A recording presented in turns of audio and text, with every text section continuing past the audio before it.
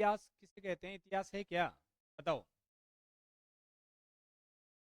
हाँ, इतिहास का अर्थ इतिहास शब्द का अर्थ ही बता दो। ये बता रही हो, बताओ। अतीत की घटनाएं। अतीत, बीता हुआ, जो बीत चुका। अतीत की घटनाओं का गहन अध्ययन करना ही क्या कहलाता है? इतिहास। अतीत में जो बीत चुकी घटनाएं उनका गहन अध्ययन करना, गहनता पूर्वक, वही क्या कहलाता है? क्रमबद्ध तरीके से। क्रमबद्ध तरीके का मतलब ये है, ऐसा नहीं है कि पहले महाराणा प्रताप पढ़ेंगे फिर उदय सिंह को पढ़ेंगे। क्रमबद्ध तरीका ये कहता है कि पहले उदय सिंह को पढ़ो फिर किसको पढ़ो? महाराणा प्रताप को। क्रम से पढ़ना अतीत की घटनाओं को, वही क्या कहलाता है? इतिहास कहलाता है। इतिहास में मैंने आपको कहा था 3 प्रकार से इतिहास को पढ़ेंगे अपन। एक तो प्राचीन काल, मध्यकाल और आधुनिक काल। प्राचीन इतिहास के अंदर सभ्यताएं आती है। तो सभ्यताएं, राजस्थान में सभ्यताओं के नाम सुने? आहड़, कालीबंगा, गणेश्वर, बालातर, सोती, तड़ातोरा, बहुत सारी सभ्यताएं हैं।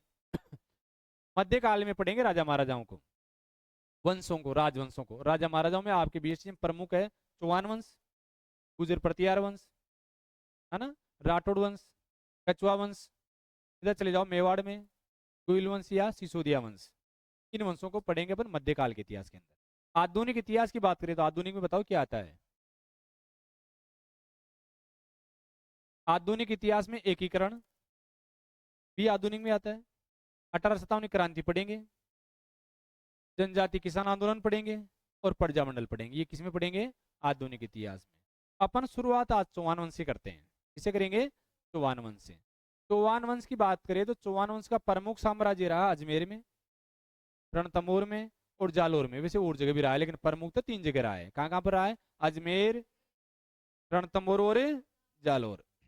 चौहान वंश पढ़ेंगे तो चौहान वंश का संस्थापक किसको कहा जाता है? आदि पुरुष। जो भी जिस वंश की स्थापना करता है उस वंश का आदि पुरुष कहलाता है। तो चौहान वंश की स्थापना किसने की? नहीं पता? अब ध्यान से समझो, लिखना बंद करो, सबका ध्यान बोर्ड पे। कौन सा वंश पढ़ रहे हैं? चौहान वंश। चौहान वंश की स्थापना, अगर स्थापना की बात करें तो चौहान वंश की स्थापना की थी वासुदेव चौहान। किसने की? वासुदेव चौहान ने। वासुदेव चौहान ने चौहान वंश की स्थापना की। कब की? 551 ईस्वी में। कब की? 551 ईस्वी में। कौन से वंश की स्थापना हो गई थी? चौहान वंश की। स्थापना करने वाला कौन है? वासुदेव चौहान। वासुदेव चौहान ने स्थापना कहां पर की? स्थापना की इन्होंने सांबर में। कहां पर की? सांबर। सांबर को कहते हैं सपाद लक्ष्य। क्या कहते हैं सांबर को? सपाद लक्ष्य। सपाद लक्ष्य कह दो या सांबर कह दो, इसके आसपास का जो भूभाग है, आसपास के एरिया में वासुदेव चौहान ने कौन से वंश की स्थापना की थी? चौहान वंश की। कहां पर की? सांबर। अब स्थापना तो सांबर में कर दी 551 ईस्वी में वासुदेव चौहान ने, लेकिन राजधानी कहां बनाया? अपनी राजधानी यहां पर नहीं बनाता। अपनी राजधानी, और राजधानी बनाता है अही छतरपुर को। किसको राजधानी बनाता है? अही छतरपुर। चौहान वंश की राजधानी कहां पर है? अही छतरपुर। अही छतरपुर को वर्तमान में अपन बोलते हैं नागौर। क्या बोलते हैं? नागौर। तो चौहान वंश की पहली राजधानी कहां थी? अही छतरपुर। और अही छतरपुर को भी क्या कहा जाता है? राजधानी बनाई अही छतरपुर में, साम्राज्य सांबर के आसपास। और इसी सांबर में वासुदेव चौहान ने अपने कुलदेवी का मंदिर बनवाया। किसका मंदिर बनवाया? कुलदेवी का। कौन है इनकी कुलदेवी? चौहान वंश की कुलदेवी। देवी भी आपके सिलेबस में। इनकी कुलदेवी साकम्बरी माता। कौन है? साकम्बरी माता। तो साकम्बरी माता का मंदिर भी किसने बनवाया? वासुदेव चौहान ने। कहां पर बनवाया? सांबर में। यहीं पर पवित्र तीर्थ स्थल है, जिसको कहते हैं देवयानी। क्या कहते हैं? देवयानी। और उसी को कहा जाता है तीर्थों की नानी। क्या कहते हैं? पीएचडीसी में पूछा गया क्वेश्चन है ये। तीर्थों की नानी कहां पर स्थित है? देवयानी किसे कहते हैं? सांबर। शाकंभरी माता के जो यहाँ पवित्र तीर्थ स्थल है उसको ही देवयानी कहा जाता है। उसी को तीर्थों की नानी कहते हैं। और अपनी रियासत का नाम, साम्राज्य स्थापित हो चुका, राजधानी बना ली तो अपनी रियासत का नाम भी तो रखेंगे ना, और अपनी रियासत का नाम अपनी कुलदेवी के नाम पर ही रखा, और अपनी रियासत का नाम रखा साकम्बरी रियासत। क्या नाम रखा? साकम्बरी रियासत। चौहान वंश की पहली रियासत कौन सी? साकम्बरी रियासत। अब मैं आपसे पूछूं, राजस्थान के इतिहास की सबसे प्राचीन रियासत कौन सी है? राजस्थान के इतिहास की सबसे प्राचीन रियासत ही साकम्बरी रियासत है। कौन सी है? इससे पहले कोई रियासत नहीं थी, क्योंकि आपको जब मैं पढ़ाऊंगा एकीकरण, एकीकरण पढ़ाते समय 4 लाइन लिखवाऊंगा। प्राचीन रियासत, नवीन रियासत, बड़ी रियासत, छोटी रियासत। बात समझ में आ रही है? तो उस समय प्राचीन रियासत लिखेंगे अपन मेवाड़। क्या लिखेंगे? प्राचीन रियासत क्या लिखोगे? मेवाड़। एकीकरण में प्राचीन रियासत किसको याद रखनी है? मेवाड़ को। सारे बच्चे मेवाड़ ही याद रखते हैं, मेवाड़ ही आंसर है। अब एग्जाम में ऐसे आ गया राजस्थान की प्राचीन रियासत, तो फिर मेवाड़ नहीं होगी। कौन सी होगी? क्योंकि गुहिल वंश की स्थापना 566 में हुई थी। कब हुई थी? कब हो गई? पहले तो यही है ना, लेकिन एकीकरण के समय मेवाड़ क्यों लिख रहे हैं अपन? एकीकरण के समय मेवाड़ इसलिए लिख रहे हैं कि एकीकरण के समय जितनी रियासतें थी राजस्थान में, कितनी रियासतें थी एकीकरण के टाइम? जब राजस्थान का एकीकरण हुआ, देश आजाद हुआ, उस समय 19 रियासतें। कितनी रियासतें? 3 ठिकाने। तो 19 रियासतों में से तो बताना है। कुशलगढ़, बांसवाड़ा। नकुल, न से नीमराणा, कु से कुशलगढ़, ल से लावा। अब 19 रियासतों में से तो बड़ी बतानी है, जो मौजूद है उनमें से तो बड़ी बताएंगे ना, उनमें छोटी बताएंगे, उनमें प्राचीन बताएंगे, उनमें नवीन बताएंगे। उन 19 में प्राचीन मेवाड़ है। उस समय साकमरी रियासत उन 19 में नहीं थी। अब बात समझ में आ गई? साकमरी लुप्त हो गई पहले ही, तो इसलिए वहां पर क्या बता दिया? मेवाड़। वैसे कौन सी है प्राचीन? अब तो समझ में आ गई की बात है। तो एकीकरण पढ़ेंगे तब पूछे तो आंसर क्या देना है? मेवाड़। वैसे क्या देना है? साकमरी रियासत। यहां तक सबको समझ में आ रहा है? वापस रिवीजन करो। कुवान वंश की स्थापना किसने की? कहां पर की? कब की? इसी सांबर में कुलदेवी का मंदिर बनाया। कुलदेवी कौन सी? इसी के नाम पर अपनी रियासत का नाम क्या रखा? फिर राजस्थान के इतिहास की क्या सबसे प्राचीन रियासत। और इन्होंने अपनी राजधानी कहां बनाई? आई छतरपुर। किसको कहते हैं? सब कुछ आ गया समझ में? उतारो यहां तक, फिर आगे बढ़ेंगे।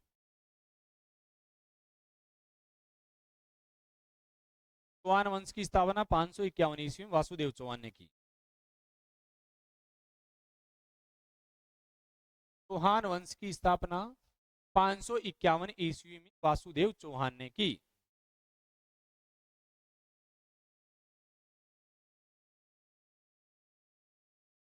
चौहान वंश की स्थापना 551 ईस्वी में वासुदेव चौहान ने की। सामरिया सपाद लक्ष्य के आसपास।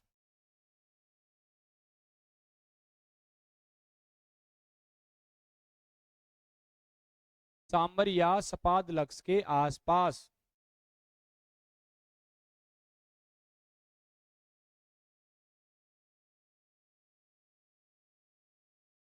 सांबरिया सपाद लक्ष्य के आसपास।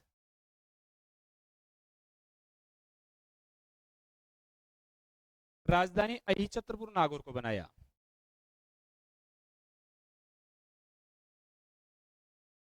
राजधानी किसको बनाया? अहिछत्रपुर नागौर। राजधानी अहिछत्रपुर। नहीं है समझ में?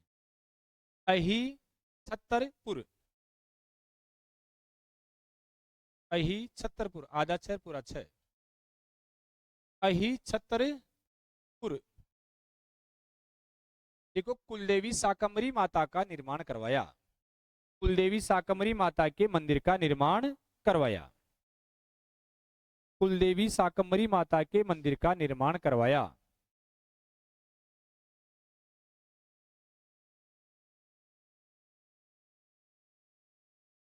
उतारो।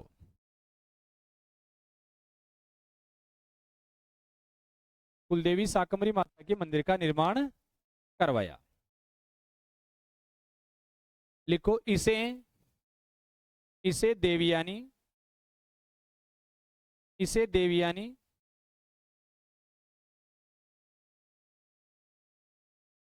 इसे देवयानी अर्थात तीर्थों की नानी कहते हैं।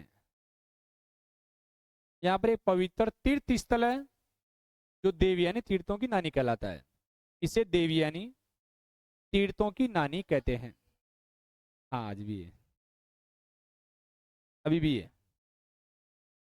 इसे देवयानी तीर्थों की नानी कहते हैं। किसको कहते हैं? शाकंभरी माता को। यहाँ जो स्थान है उसको कहा जाता है वैसे, है ना। चलो आगे लिखो। इन्होंने अपनी रियासत का नाम शाकंभरी रियासत रखा। देखो, अपनी रियासत का नाम शाकंभरी रियासत रखा। रियासत का क्या नाम रखा? शाकंभरी रियासत।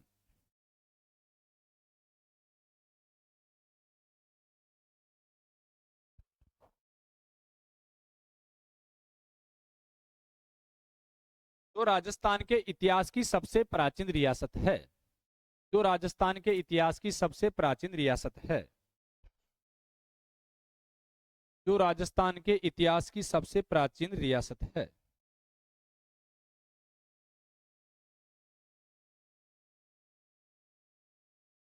राजस्थान के इतिहास की सबसे प्राचीन रियासत है।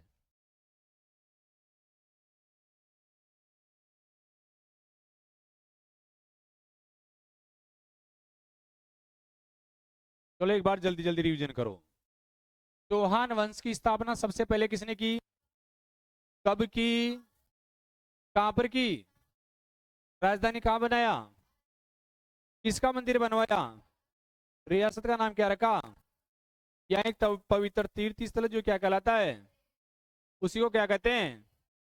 तीर्थों की नानी।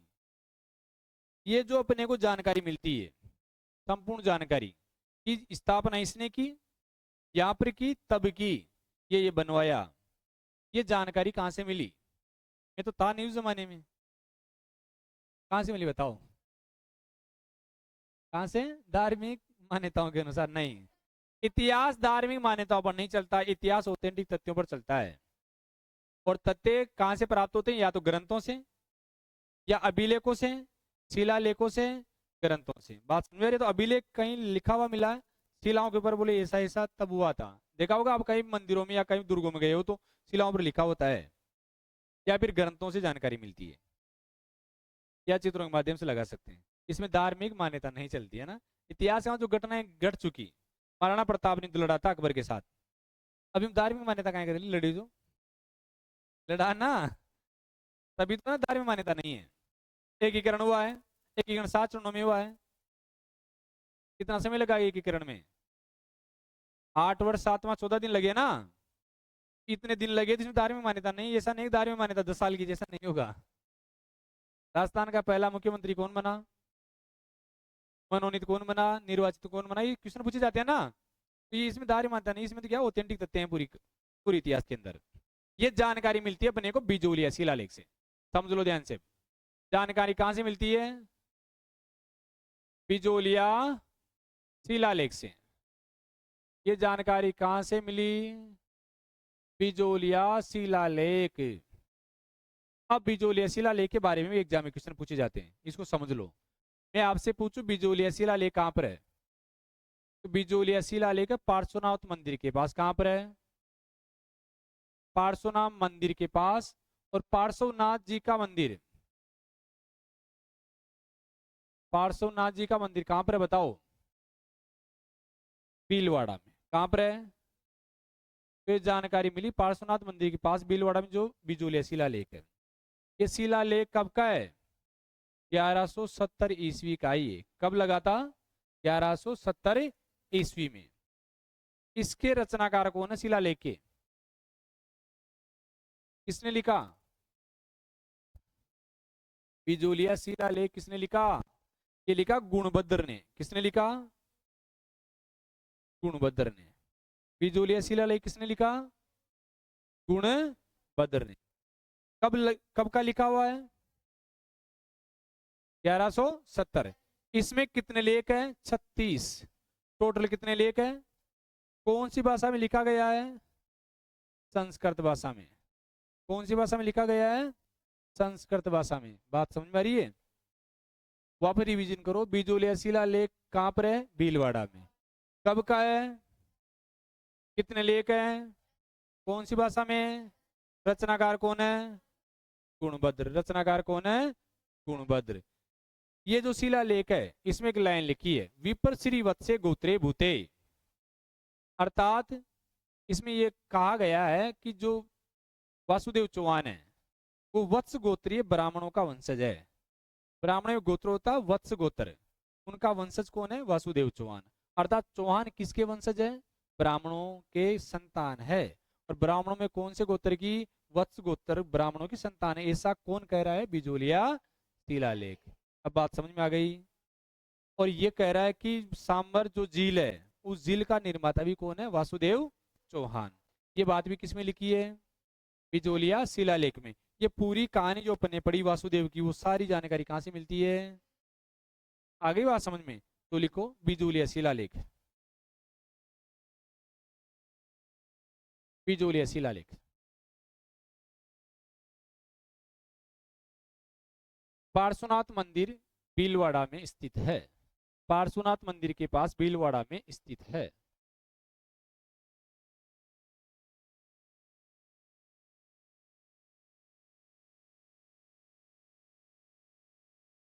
बिजोलिया भीलवाड़ा में पार्श्वनाथ मंदिर के पास भीलवाड़ा में स्थित है। इसकी रचना हुई थी 1170 ईस्वी में। रचना लिखो 1170 ईस्वी।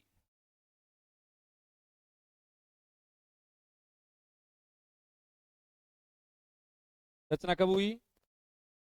1170 में। रचनाकार लिखो गुणभद्र। रचनाकार कौन है इसके? गुणभद्र। इसमें 36 लेख है और संस्कृत भाषा में लिखा गया है। कितने लेख इसमें? 36। कौन सी भाषा में लिखा गया है? संस्कृत भाषा में। 36 लेख है और कौन सी भाषा में लिखा गया है? संस्कृत में। पूरी जानकारी अपने को चौहान वंश की जो मिली, स्थापना किसने की, कहाँ राजधानी, सब कुछ कौन से लेख से प्राप्त होती है? बिजोलिया शिलालेख से। एक बार आरएस में पूछा था लिख लो, लिखना चाहो तो। गुणभद्र ने एक पुस्तक भी लिखी थी। गुणभद्र ने क्या लिखा था? एक पुस्तक लिखी थी, एक ग्रंथ लिखा था। तो गुणभद्र की ग्रंथ का नाम लिख लो, गज शास्त्र। कौन सा ग्रंथ लिखा?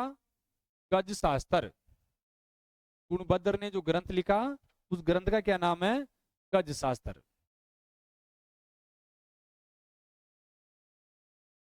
अब देखो, अपने को चौहान वंश की प्रारंभिक जानकारी मिल गई कि चौहान वंश की स्थापना वासुदेव चौहान ने की 551 ईस्वी में की। कहां पर की? सांबर में। राजधानी अहिच्छत्र को बुलाया, अपनी कुलदेवी का मंदिर बनवाया, अपनी रियासत का नाम शाकंभरी रियासत रखा। राजस्थान के इतिहास की सबसे प्राचीन रियासत है। पूरी जानकारी बिजोलिया शिलालेख से मिली। पार्श्वनाथ मंदिर के पास भीलवाड़ा में स्थित है। 1170 ईस्वी में लेख लगा था। रचनाकार गुणभद्र, इसने पुस्तक लिखी गज शास्त्र। कितने लेख लिखे हैं? 36। कौन सी भाषा में लिखे गए हैं? संस्कृत भाषा में। एक लाइन लिखो, इस शिलालेख के अनुसार चौहानों को, इस शिलालेख के अनुसार चौहानों को वत्स गोत्र ब्राह्मणों की संतान माना गया है। वत्स गोत्र ब्राह्मणों की संतान माना गया है। इस शिलालेख के अनुसार चौहानों को वत्स, वत्स गोत्र होता है ये, वत्स गोत्र ब्राह्मणों की संतान माना गया है। वत्स वह आधा तय और से, वत्स गोत्र ब्राह्मणों की संतान माना गया है। लिख लिए?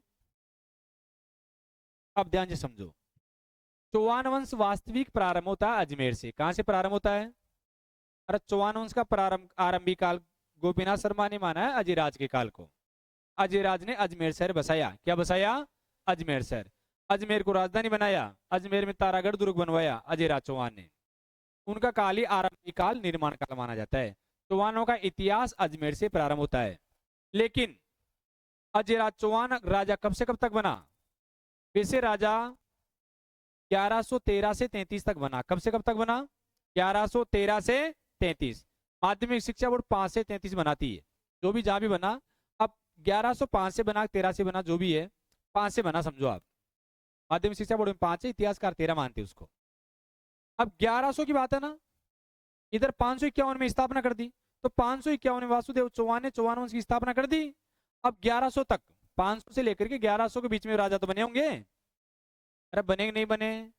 वास्तविक इतिहास तो तब चला अजय राज के टाइम में 1105 से चला, लेकिन बीच में कुछ छोटे छोटे राजा भी है जिनका कोई वास्तविक समय टेबल सारणी नहीं मिलती, कोई वास्तविक इतिहास नहीं मिलता, लेकिन कुछ राजाओं की बड़ी बड़ी बातें मिल जाती है।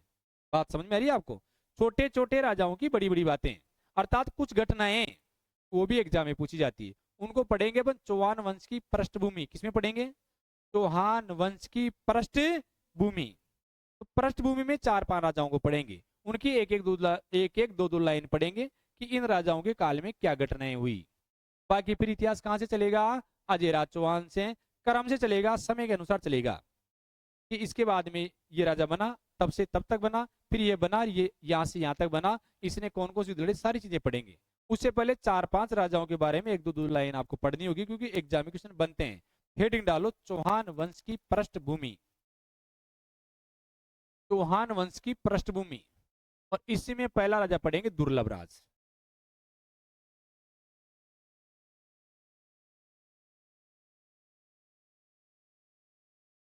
चौहान वंश की पृष्ठभूमि।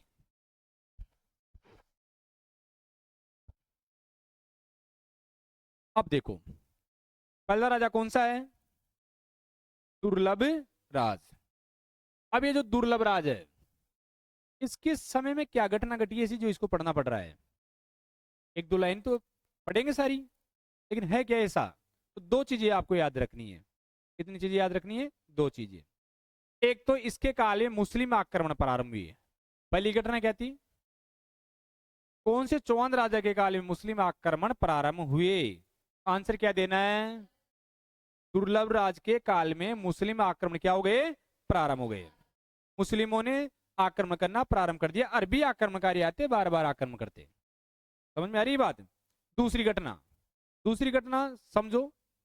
उससे पहले मैं आपको आगे जो वंश पढ़ाऊंगा वो पढ़ाऊंगा गुजर प्रतिहार वंश। कौन सा वंश पढ़ेंगे? उसमें एक चीज समझ लो आप, ये समझो कि ये जो पश्चिमी भारत है, पश्चिमी राजस्थान समझो, पश्चिमी भारत समझो आप, है ना। अब पश्चिमी राजस्थान में यह एक जगह पड़ती है बीनमाल। बीनमाल कहां पर है? जालोर में। बीनमाल कहाँ है? बीनमाल में गुजर प्रतिहार वंश की राजधानी हुआ करती थी, और गुजर प्रतिहार के राजा बीनमाल में निवास करते थे। अब गुजर प्रतिहार के राजा इधर से बार बार अरब देश से आक्रमण होते, अरबी आक्रमणकारी बार बार आक्रमण करते, मुस्लिमों के आक्रमण होते। पश्चिमी राजस्थान से, पाकिस्तान से होते हुए कौन आक्रमण करते? अरबी। अब अरबी आक्रमणकारियों का सामना कौन करेंगे? गुजर प्रतिहार वंश के राजा। बात समझ में आ रही है? गुजर प्रतिहार वंश के राजाओं के सामंत कौन हुआ करते थे उस समय? चौहान। इन गुजर प्रतिहार वंश के राजाओं के सामंत कौन थे? चौहान। राजा मुख्य होता था, उनके नीचे 8-10 सामंत हुआ करते थे। अब ये आक्रमण करते, इनका सामना कौन करते? प्रतिहार वंश के राजा करते। अरे समझ में आ रहा ना? अब आक्रमणकारियों का सामना करते करते करते करते गुजर प्रतिहार वंश के राजा कमजोर हो गए, क्योंकि बार बार आक्रमण करेगा तो सेना कमजोर होगी। सैनिक बनेंगे 1000-2000 हर बार, धन संपदा समाप्त होगी, लूटपाट करके ले जाएंगे, तो इनकी आर्थिक स्थिति कमजोर हो गई। इनको लगा कि क्या करें इनका सामना करने के लिए। इधर अपन जाएंगे उत्तर पूर्व से, इधर पश्चिम से पूर्व की तरफ या उत्तर पूर्व की तरफ जाएंगे, तो यहाँ पर एक जगह आती है कन्नौज। कौन सी जगह आती है? ये दोआब क्षेत्र है, गंगा यमुना के बीच का भूभाग है। दोआब, यहाँ अच्छी पैदावार होती है, पानी अच्छा था यहाँ पर। मारवाड़ में पानी नहीं था, अकाल पड़ते थे। अब एक कन्नौज का जो राजा था, जो यहाँ शासन कर रहा था, इन प्रतिहारों को ऐसा लगा कि हम आक्रमण करते हैं कन्नौज के ऊपर। कहाँ आक्रमण करते हैं? कन्नौज पर। और कन्नौज वर्तमान में कहां पर है? यूपी में। बात समझ में आ रही है? यहाँ पर अधिकार कर लेते हैं कि अच्छा उपजाऊ क्षेत्र है, यहाँ से अच्छी पैदावार होगी, तो हम इस पैदावार से धन संपदा अच्छी आएगी, कर टैक्स अच्छा होगा, इससे हम यहाँ सेना बढ़ाएंगे और अरबी मुकाबला करेंगे। ऐसा कौन सोच रहे हैं? अरे गुर्जर प्रतिहार वंश के राजा सोच रहे हैं ना, समझ में आ रहा कि नहीं आ रहा? गुर्जर प्रतिहार वंश के राजा है बीनमाल जालोर। कहां पर है? बीनमाल जालोर, यह इनकी राजधानी थी। उधर से मुस्लिमों के आक्रमण होते बार बार। किसके काल में? ये चौहान वंश का राजा। उसी समय उधर बीनमाल में राज किस गुर्जर प्रतिहारों का, इनके समकालीन। अब आ गई बात समझ में? ये चारे में यहां चला जाऊं, यहां से धन संपदा लूंगा, सेना बढ़ाऊंगा, इनका सामना करूंगा। उसी समय दक्षिणी भारत में राष्ट्रकूट वंश चलता था। कौन सा वंश चलता था? राष्ट्रकूट, राजवंश नहीं, राष्ट्रकूट। ये सोच रहे हैं कि मैं भी किधर बढ़ूं, उत्तर की तरफ, यहां अधिकार कर लूं, मेरा साम्राज्य वहां तक बढ़ा लूं। उसी समय बंगाल में पाल वंश चलता था। कौन सा वंश चलता था? पाल वंश। ये सोच रहा मैं भी कहां बढ़ूं, पढ़ाऊंगा आपको मैं डिटेल से। जब गुर्जर प्रतिहार वंश पढ़ेंगे तो ये राजा यहां से घूमता हुआ इधर इधर इधर इधर आ जाएगा। ये सोच रहे पूरे भारत पे अधिकार हो जाएगा इनका, हम भी इधर बढ़े, हम भी इधर बढ़े, हम भी इधर बढ़े। तीनों राजा किस पर अधिकार करना चाहते हैं? कन्नौज पर। बात समझ में आ रही है? तीनों किस पर अधिकार करना चाहते हैं? अब तीनों के मध्य युद्ध होगा कि नहीं होगा? तीन राजा कन्नौज को लेकर के लड़ रहे हैं, तो क्या कहलाएगा? त्रिपक्षीय संघर्ष। क्या कहलाएगा? त्रिपक्षीय संघर्ष। कन्नौज को लेकर के कौन सा संघर्ष हुआ? त्रिपक्षीय संघर्ष। ये चीज समझ में आ गई? इस समय यहाँ का राजा वत्सराज प्रतिहार। कौन है? वत्सराज प्रतिहार। ये वत्सराज गुर्जर प्रतिहार वंश का राजा था। वत्सराज प्रतिहार के समय चौहानों का राजा कौन है? इसका सामंत कौन है? वत्सराज का सामंत है दुर्लभ राज। ये राजा है, ये सामंत था उस समय। सामंत का मतलब है इसके अधीन हो गए। किसके अधीन हो गया? वत्सराज के दिन। वत्सराज की सहायता करेगा। कौन करेगा? ये चीज समझ में आ रही है?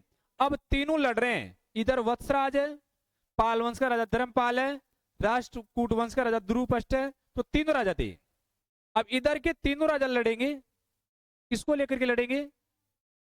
तो जो लड़ रहे थे, त्रिपक्षीय संघर्ष चल रहा था, उस संघर्ष में वत्सराज प्रतिहार ने किसका सहयोग लिया?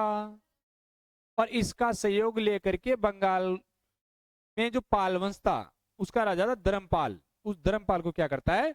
पराजित करता है। तो दुर्लभ राज की दो चीजें याद रखनी है। एक चीज क्या रखनी है? इसके काले मुस्लिम आक्रमण प्रारंभ हुए। दूसरी चीज, दुर्लभ राज की सहायता से वत्सराज प्रतिहार ने कन्नौज के त्रिपक्षीय संघर्ष में पाल वंश के राजा धर्मपाल को पराजित किया। तो दो घटनाएं किसके काल की? इसकी तो समझ में आ गई। इसके लिखो फिर आगे अगला राजा पढ़ेंगे। पहला लिखो दुर्लभ राज।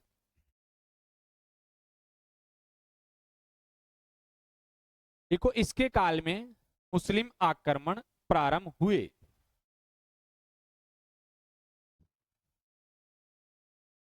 इसके काल में मुस्लिम आक्रमण प्रारंभ हुए।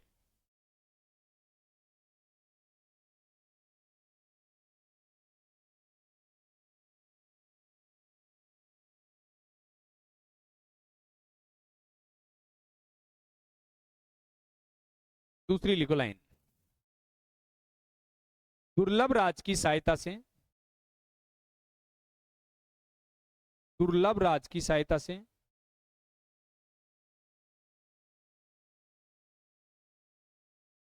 दुर्लभ राज की सहायता से वत्सराज प्रतिहार ने, वत्सराज प्रतिहार ने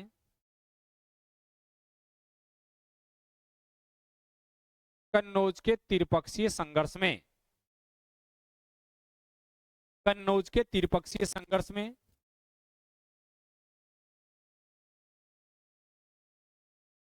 कन्नौज के त्रिपक्षीय संघर्ष में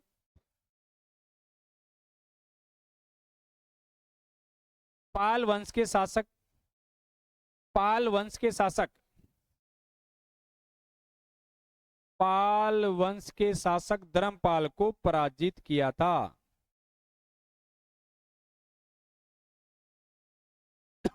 पाल वंश के शासक धर्मपाल को पराजित किया था।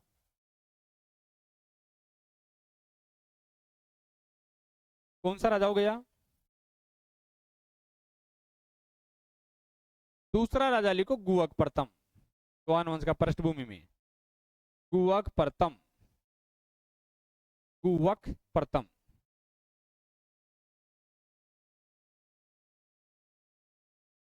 गुवक प्रथम, प्रथम का मतलब पहला।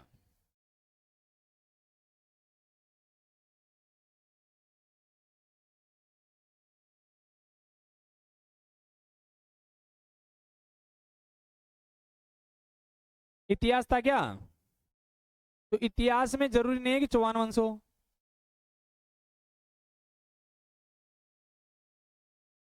अच्छा, इतिहास में स्कूली शिक्षा थोड़ी अलग होती है, 19-20 फर्क होता है। वहां पढ़ने में समझ में कम आता है, यहाँ समझ में अच्छे से आता है। यहाँ क्या एक एक चीज को खोल करके समझाते हैं। बात समझ में आ रही है आपके? अब जैसे ये चौहान वंश अगर बुक में होता तो आप इतना समझ में नहीं पाते, इतना नहीं पढ़ पाते। यहाँ समझ में आ गया है कि अभी क्या है ये मामला। ठीक है। अरे जब पूरा इतिहास पढ़ लेला तो सारा समझ में चलो, आगे की जो क्लास में अगर इतिहास आओ लो तो तान बना पड़े आ जाओ लो, क्योंकि ये चीजें अलग।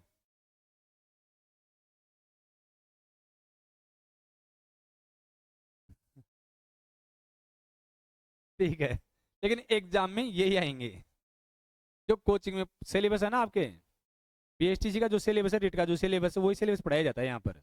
और उस सिलेबस में पूरा चौहान वंश है, परतियार वंश है, आमेर का कछुआ वंश है, राठौड़ वंश को पढ़ना पड़ेगा, कौन सा राजा कब से कब तक बना, क्या क्या किया, युद्ध लड़े, सारी चीजें पढ़नी पड़ेगी। एकीकरण में क्या हुआ, 1857 की क्रांति में कैसे कैसे युद्ध हुए, कब कब हुए, किसान आंदोलन कहाँ कहाँ हुए, कैसे हुए, प्रजा मंडलों में क्या हुआ, कब हुआ गठन, कैसे हुआ, सभ्यताओं में क्या क्या मिला, कौन सी सभ्यता कहाँ है, सारी चीजें पढ़नी पड़ेगी सिलेबस में आपके, है ना।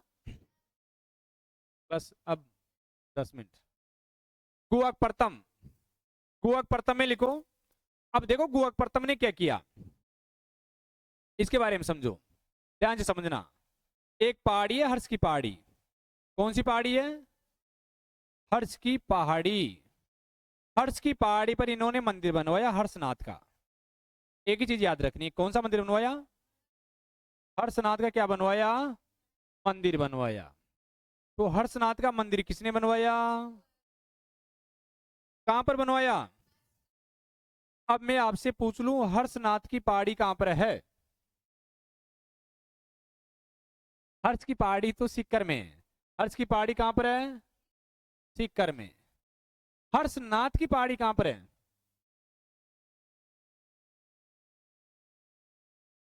इसको समझो, हर्ष की पहाड़ी, ये केवल हर्ष की पहाड़ी है, सीकर में।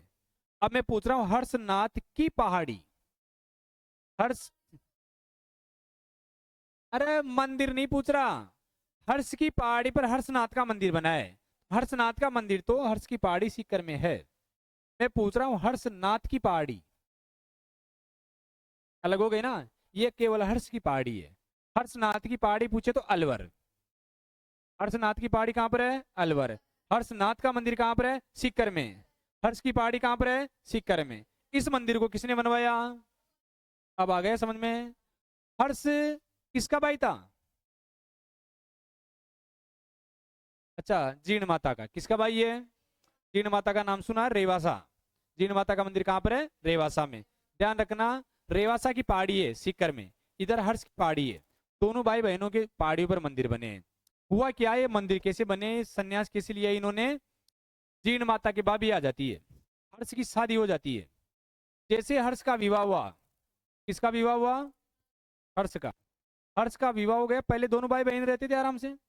हर्ष की शादी हो गई तो दोनों ननद बोझे यहाँ, ननद बोझे ही ना, अरे भाभी आ गई ना, ननद ये लगती है जीण माता। दोनों कुएं पर पनगट पर पानी लेने गई। अब मटकियां अपने सिर पे थी। दोनों बातों बातों में शर्त लगी कि हर्ष मेरे ज्यादा स्नेह करता है, मेरे ज्यादा प्रेम करता है। पत्नी कहती है कि मेरे पति है, मेरे ज्यादा प्रेम करता है। बहन कहती है पूरी जिंदगी हो गई मुझे हर्ष के साथ रहते हुए, ज्यादा स्नेह मेरे से रखता है। दोनों में शर्त लगी, बोले आज देख लेंगे किससे ज्यादा प्रेम करता है। दरवाजे पे जाते, दरवाजा खटखटाएंगे, हर्ष निकलेगा बाहर, दोनों की सिर पे मटकियां, पूछेंगे नहीं किससे ज्यादा स्नेह करता है। हर्ष जिसकी मटकी पहले उतारेगा समझो उसे ज्यादा प्रेम करता है। अब शर्त लग गई ना। अब हर्ष ने पहले किसकी मटकी उतार ली? पत्नी की। किसकी उतार ली? अब बहन की मटकी की उतारने की आवश्यकता होगी क्या? वो गुस्सा आया उसको और उसने मटकियां गिरा दी, सीधी रेवासा की पहाड़ी पर जाकर के बैठ जाती है, तपस्या करने लग जाती है। हर्ष गया, बोले बहन बता नहीं क्या लफड़ा हो गया, बोले ऐसी शर्त थी और तू जिंदगी हो गई मेरे साथ रहते हुए, और 2 दिन से पत्नी आई और तू पत्नी के चक्कर में मुझे भूल गया, मैं बात नहीं करूंगी। रूट करके बैठ जाती है। हर्ष ने कहा कि मैं तेरी मटकियां उतार लेता, पहले बता देती। बात समझ में आ रही है? फिर अंत में नहीं मानती तो हर्ष भी रूट करके बैठ जाता है। और छोटे बच्चे जब रूटते तो आपको पता है कि एक का मुंह इधर होता है, एक का मुंह इधर होता है, एक दूसरे तरफ मुंह नहीं करते। तो हर्ष का मुंह तो सूर्य उदय की तरफ है, जीण माता का मुंह किधर है, सूर्यास्त की तरफ। उसका मुंह इधर है, इसका मुंह इधर है, वहीं पर बैठ करके तपस्या की, वहीं समाधि ले ली, वहीं इनके क्या बने, दोनों के मंदिर बने। रेवासा की पहाड़ी अलग है, हर्ष की पहाड़ी अलग है, दोनों ही सीकर में है। जैसे यहाँ एक पहाड़ी है तो थोड़ा आगे जाती दूसरी पहाड़ी होगी, है उसी जिले के अंदर। तो लिखो गुवक प्रथम में, इन्होंने हर्ष की पहाड़ी सीकर में हर्षनाथ का मंदिर बनवाया।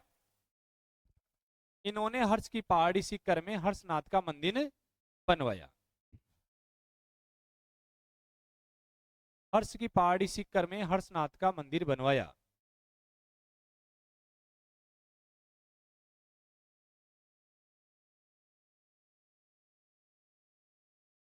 हर्षनाथ का मंदिर बनवाया।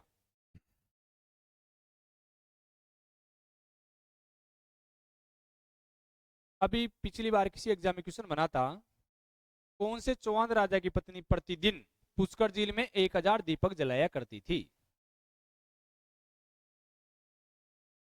कौन से राजा की पत्नी थी जो रोज 1000 दीपक जलाती थी? देखो, पृष्ठभूमि में 2 राजा पड़े ना, एक राजा और लिख लो, बता रहा हूं। एक राजा था चंदन राज, ध्यान से समझना इसको। कौन सा राजा? चंदन राज। चंदन राज की जो पत्नी थी, उस पत्नी का नाम था, चंदन राज की पत्नी थी रुद्राणी। क्या नाम था पत्नी का नाम? रुद्राणी, या इसको कहते हैं आत्म प्रभा।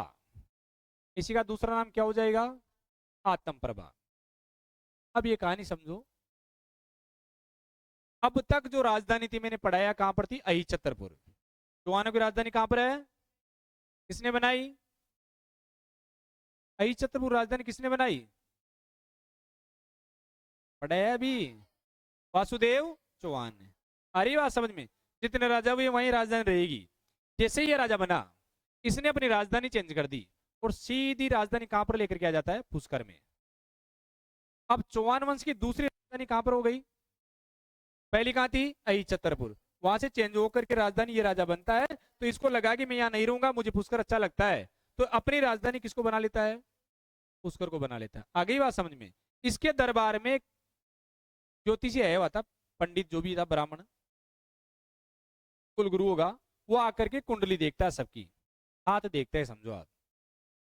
राजा बोले अच्छा राजा, राजकार्य अच्छा चलेगा, बहुत शानदार राजा है तू, कोई विघ्न बाधा नहीं है। जैसे रानी की कुंडली देखता है, कहता है कि इसको काल सर्प दोष है, कभी भी अकाल मृत्यु हो सकती है रानी की। अब टेंशन हो गई राजा रानी सबके, तो रानी तो कभी मर सकती है, काल सर्प दोष है। रानी शिव जी की उपासक थी, किसकी पूजा करती थी? शिव जी की। किसने कहा कि काल क्या करेगा, जो भक्त हो महाकाल का, मैं महाकाल की भक्त हूं, मेरे को काल सर्प दोष कैसे हो सकता है? बोले काल सर्प दोष है। बोले महाराज इसका निवारण के लिए क्या करना चाहिए? प्रतिदिन 3 महीने तक पुष्कर झील में 1000 दीपक जलाने। कितने दीपक जलाने? 1000। इसने कहा कि जब काल सर्प दोष ही है, बचने का उपाय दीपक जलाना ही है, तो 3 महीने की पूरी जिंदगी जलाऊंगी। तो रुद्राणी ने, आत्मप्रभा ने प्रतिदिन पुष्कर झील में कितने दीपक जलाए? 1000 दीपक जलाए। कितने दीपक जलाए? कौन सी झील में जलाए? आप एक दीपक जला रोज जी नहीं।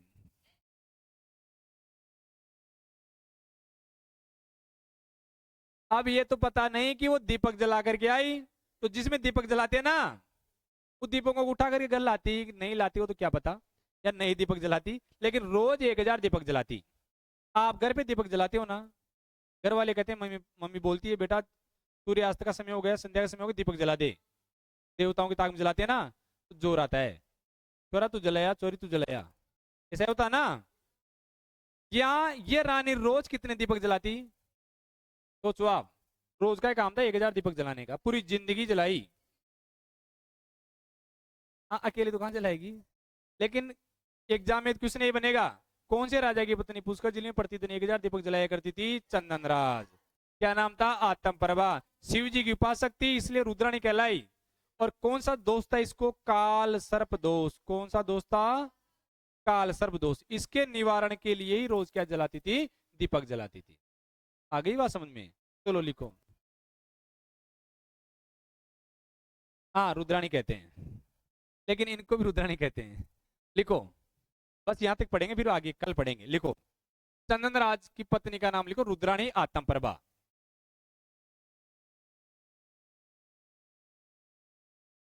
रुद्राणी आत्म प्रभा, लिख लिया? पत्नी का नाम लिखो रुद्राणी। रुद्राणी को कहते हैं आत्म प्रभा।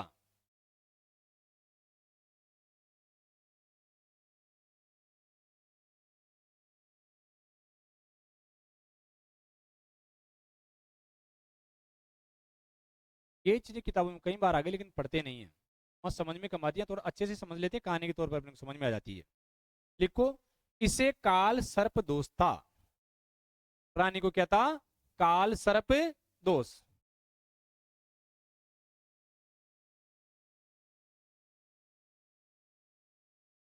शिव जी की उपासक थी। किसकी उपासक है? किसकी पूजा करती थी? शिव जी की।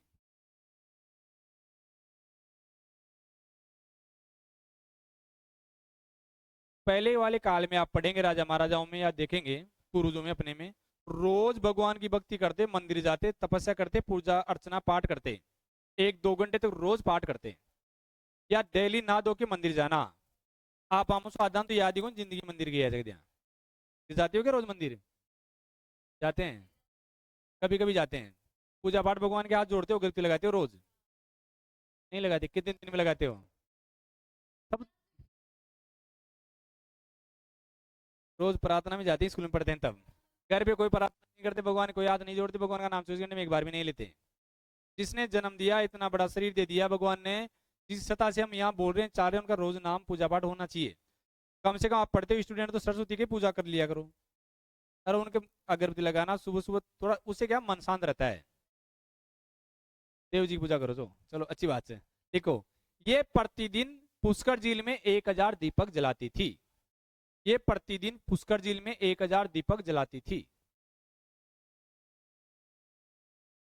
प्रतिदिन पुष्कर झील में 1000 दीपक जलाती थी। लिखो, चंदनराज ने अपनी राजधानी पुष्कर को बना लिया। चंदनराज ने अपनी राजधानी किसको बना लिया? पुष्कर को।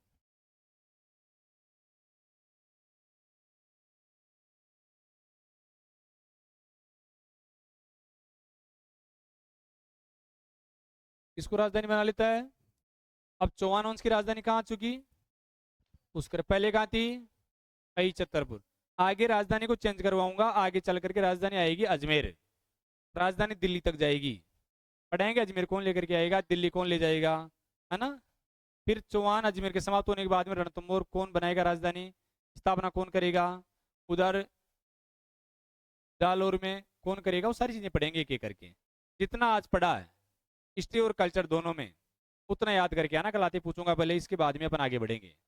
ठीक है? हाँ, कल रोज ही पढ़ेंगे ना। आज का पढ़ा हुआ कल तक याद करना है। जय हिंद, जय भारत।